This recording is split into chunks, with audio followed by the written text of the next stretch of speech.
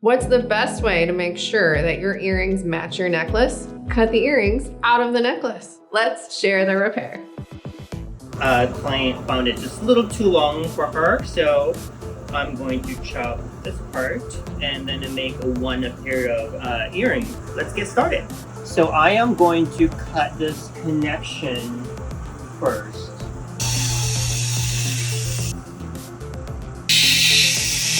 So now I got two parts, which are going to be a pair of earrings. So next step, I'm going to solder a back post.